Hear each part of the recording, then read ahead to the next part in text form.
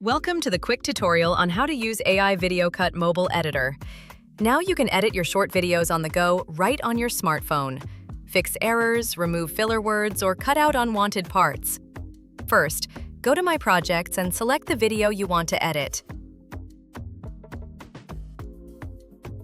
Tap Edit to open the mobile editor.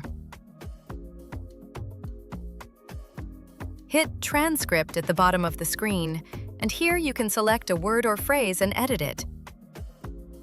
You can also remove the text parts or the video parts. Tap Captions at the bottom of the screen to change captions style or to turn them off completely. Once you are done, hit Apply and overwrite the current video or save it as a new one. And voila! Now you have your perfect Reels, Shorts, and TikToks that are ready to post. Try AI Video Cut today and save yourself from hours of editing.